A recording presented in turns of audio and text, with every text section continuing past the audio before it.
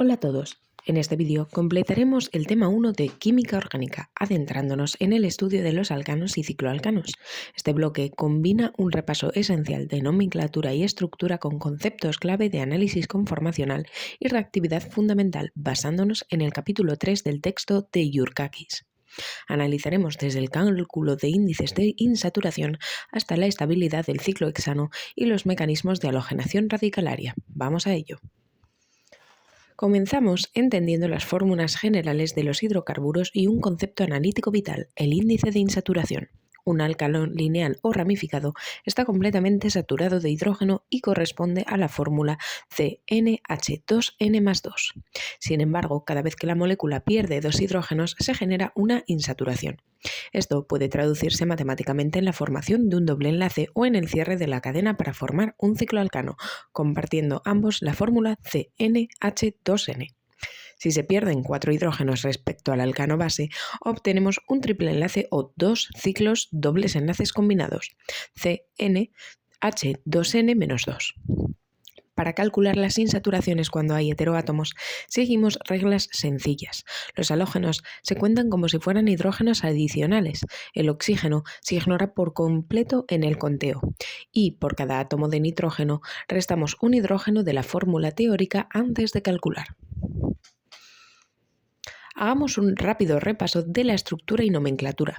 Los nombres de los alcanos lineales utilizan prefijos sistemáticos conocidos por todos: meta, eta, propa, buta, seguidos del sufijo ano. Si analizamos sus propiedades físicas, observamos que los puntos de ebullición y fusión aumentan de manera constante a medida que se incrementa la masa molecular y la longitud de la cadena, debido al aumento de las fuerzas de dispersión de London.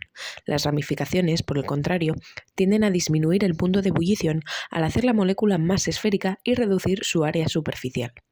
Recordad las reglas YUPAC básicas para alcanos ramificados: encontrar la cadena de carbonos más larga continua, numerarla empezando por el extremo que asigne los localizadores más bajos a los sustituyentes y listar estos alfabéticamente. Entramos en el análisis conformacional. Debido a la libre rotación alrededor de un enlace simple sigma carbono-carbono, las moléculas no son rígidas, sino que adoptan infinitas disposiciones en el espacio llamadas conformaciones. Para estudiarlas, utilizamos las proyecciones de Newman, mirando la molécula longitudinalmente a lo largo del eje del enlace carbono-carbono.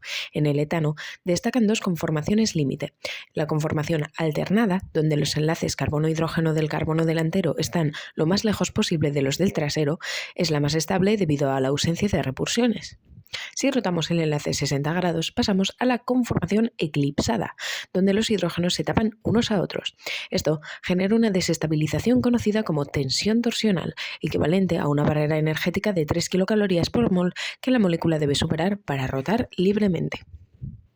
Si pasamos al butano, el escenario se complica y se vuelve mucho más interesante, porque ahora analizamos el enlace entre el carbono 2 y el carbono 3, que sostiene a dos grupos metilo voluminosos. Aquí encontramos 4 conformaciones clave.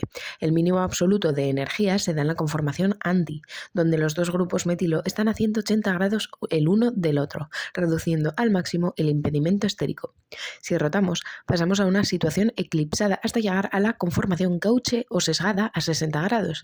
Esta es un mínimo de energía, pero es menos estable que la anti porque los metilos están lo suficientemente cerca como para repelerse ligeramente, tensión estérica. El punto de máxima energía o inestabilidad absoluta ocurre en la conformación totalmente eclipsada, donde los dos grupos metilo chocan frontalmente a 0 grados, disparando la repulsión electrónica y estérica de la molécula. Hablemos ahora de los cicloalcanos. Cuando obligamos a una cadena de carbonos sp3 a cerrarse en un anillo, sacrificamos la estabilidad geométrica ideal de 109,5 grados. Esto introduce la llamada tensión de anillo, que es la suma de dos factores. Primero, la tensión angular o de Bayer, que surge cuando los ángulos de enlace internos se ven forzados a comprimirse, como en el ciclopropano, cuyos ángulos son de 60 grados.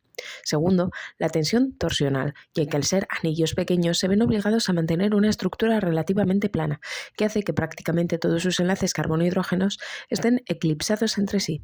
Para aliviar esto, anillos como el ciclobutano o el ciclopentano se pliegan ligeramente adoptando formas no planas, como la conformación de sobre en el ciclopentano. El ciclohexano merece una atención especial porque es el rey de los anillos saturados. A diferencia de los ciclos menores, el ciclohexano consigue liberarse por completo de toda la tensión de anillo adoptando una disposición tridimensional perfecta conocida como la conformación de silla. En esta geometría, todos los ángulos de enlace son perfectamente tetraédricos y, si miramos sus proyecciones de Newman, todos los hidrógenos están completamente alternados, reduciendo la tensión torsional a cero. En la silla encontramos dos tipos de posiciones para los sustituyentes. 6 enlaces axiales que se proyectan verticalmente, 3 hacia arriba y 3 hacia abajo, y 6 enlaces ecuatoriales que se orientan radialmente hacia el exterior del plano del anillo. Esta distinción es crítica para entender la estabilidad de las moléculas sustituidas. Las sillas no son estáticas. A temperatura ambiente, el ciclohexano sufre un proceso dinámico continuo llamado inversión de silla. Mediante el plegado intermedio de formas como el bote, la molécula se da la vuelta por completo. El resultado clave de esta inversión es que todos los sustituyentes que se encontraban en posición axial pasan automáticamente a posición ecuatorial y todos los ecuatoriales se transforman en axiales. ¿Por qué importa esto? Si introducimos un sustituyente voluminoso, como un grupo metilo en el metilciclohexano, el equilibrio se desplazará fuertemente hacia la conformación donde dicho grupo ocupe la posición ecuatorial.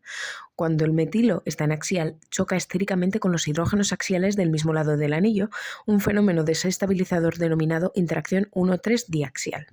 En posición ecuatorial, el grupo dispone de todo el espacio libre exterior, minimizando así la energía de la molécula. Pasamos al último bloque, la reactividad. Los alcanos son conocidos históricamente como parafinas, del latín parum affinis, lo que significa que tienen poca afinidad o reactividad química debido a la enorme estabilidad y falta de polaridad de sus enlaces carbono-carbono y carbono-hidrógeno. Una de las pocas pero más importantes reacciones que experimentan es la combustión, un proceso de oxidación exotérmica completa en presencia de oxígeno que produce dióxido de carbono, agua y una gran cantidad de energía en forma de calor. Los químicos utilizamos este calor de combustión, delta DH, de forma experimental para medir la estabilidad relativa de isómeros. Si comparamos dos alcanos con la misma fórmula molecular, aquel que esté más ramificado liberará menos calor al quemarse, lo que demuestra científicamente que las ramificaciones confieren una mayor estabilidad termodinámica interna a la molécula en estado basal. La segunda gran reacción de los alcanos es la halogenación, mediante la cual sustituimos un átomo de hidrógeno por un halógeno como el cloro o el bromo. Esta transformación requiere un aporte energético inicial de luz ultravioleta o calor para romper el enlace del halógeno elemental y activar el proceso. Como vemos en el ejemplo en pantalla con el propano, la cloración no suele ser una reacción limpia ni selectiva. El cloro ataca tanto a los hidrógenos primarios de los extremos como a los secundarios del centro, dando una mezcla casi equitativa de 1 cloropropano y 2 cloropropano. Para entender por qué obtenemos estas proporciones y cómo gobiernan la estabilidad de los intermedios de este resultado, debemos analizar el mecanismo radicalario paso a paso en las siguientes diapositivas.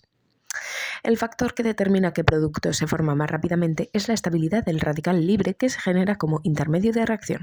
El orden de estabilidad es estricto. Los radicales terciarios son los más estables, seguido de los secundarios, los primarios y por último el radical metilo.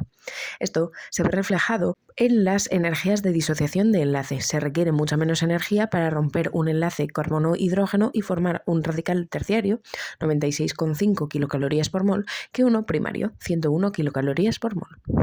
¿Cómo se justifica electrónicamente este orden? La respuesta es la hiperconjugación. El carbono del radical tiene hibridación sp2 y geometría plana, con el electrón desapareado residiendo en un orbital p puro de baja densidad.